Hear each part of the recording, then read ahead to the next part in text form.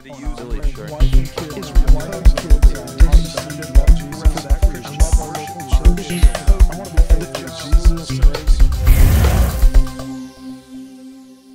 Thank you very much, ladies and gentlemen, and thank you to my dear old friend, Bill Saunders, with whom I've been through many battles, always on the same side. Bill's a great man and a great Catholic, like most of the best Catholics, a convert, of course. There are a few of you out there, a few converts, I suppose. Cardinal Wuerl, Cardinal O'Malley, Bishop Vigano, Mother Assumpta, dear Mother Assumpta, from whose prayers I have benefited through my entire career as an academic, stationed as I am pretty far behind enemy lines. Carl Anderson, my dear old friend. Leonard Leo, another dear old friend. I'm so honored to be here today on this feast of Our Lady of Fatima to join in the 10th anniversary of the National Catholic Prayer Breakfast. My message for you today is a somber one, but one that I hope you will agree ends as everything must end for those of us who are people of faith, in joy. My friends, the days of acceptable Christianity are over.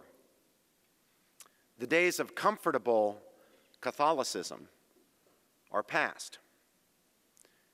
It's no longer easy to be a faithful Christian, a good Catholic, an authentic witness to the truths of the gospel. It's not easy anymore. A price is demanded, a price that must be paid. There are costs to discipleship, heavy costs, costs that are burdensome and painful to bear. Of course, one can still identify oneself as a Catholic and even be seen going to Mass.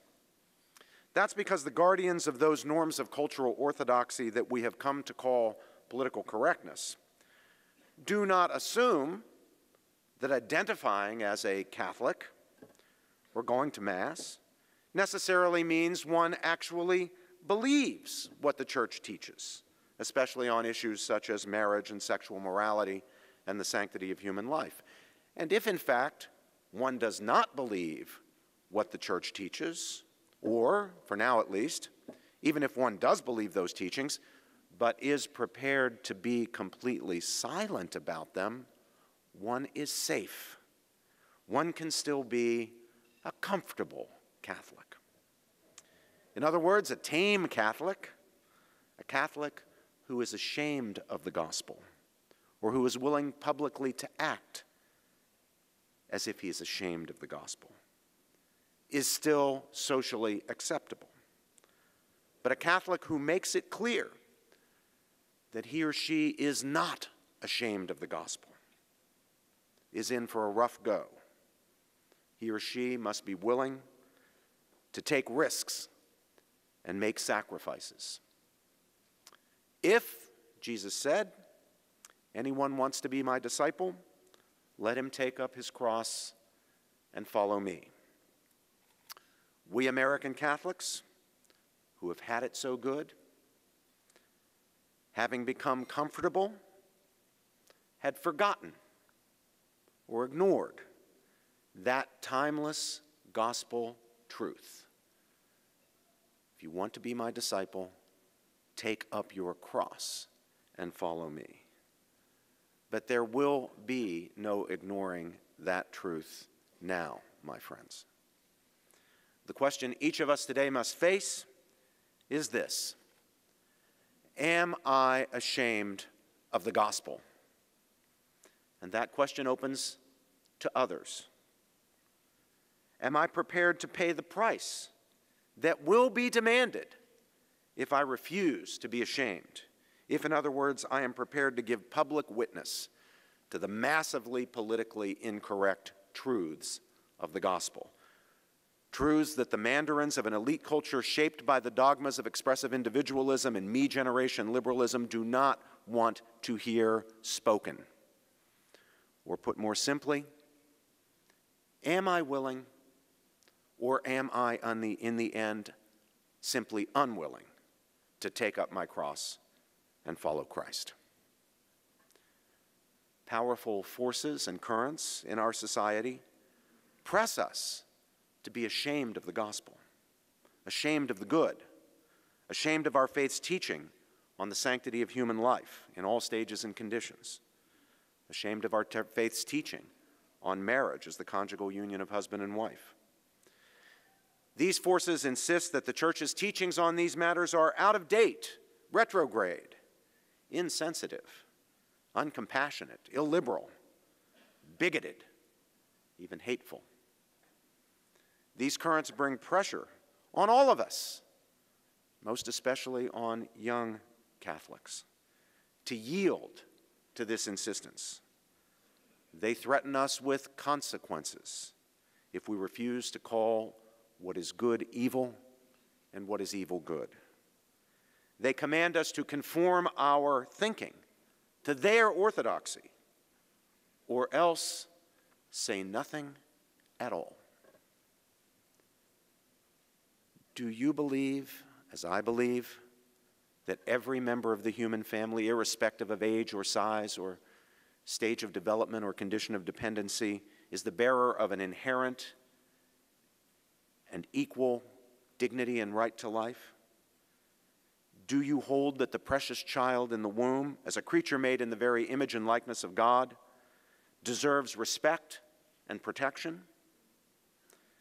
If you do, then powerful people and institutions say you are a misogynist, a hater of women, conducting a war on women, someone who poses a threat to people's privacy. You're an enemy of reproductive freedom. You ought to be ashamed. Do you believe, as I believe, that the core social function of marriage is to unite a man and a woman as husband and wife, to be father and mother to children born of their union? Do you hold, as I hold, that the norms that shape marriage as a truly conjugal partnership are grounded in its procreative nature, its singular aptness for the project of child-rearing? Do you understand marriage as the uniquely comprehensive type of bond, comprehensive in that it unites us in a bodily way with the spouse and not merely at the level of hearts and minds? A relationship that is oriented to and would naturally be fulfilled by spouses conceiving children together? Well, if you believe those things, then these same forces say you are a homophobe, a bigot, someone who doesn't believe in equality. You even represent, you will be told, a threat to people's safety. You ought to be ashamed. But of course, what you believe, if you believe these things, is a crucial part of the gospel of Jesus Christ.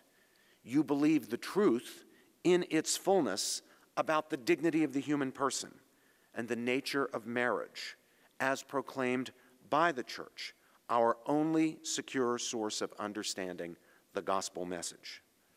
So when you are invited, my friends, to distance yourselves from the teachings of the Church or to go silent about those teachings, when you are threatened with opprobrium or the loss of professional opportunities or social standing, if you do not, you are being pressured to be ashamed of the gospel, which means to give up faith in the lordship of Christ and hope in the triumph of goodness, righteousness, and love in and through Him.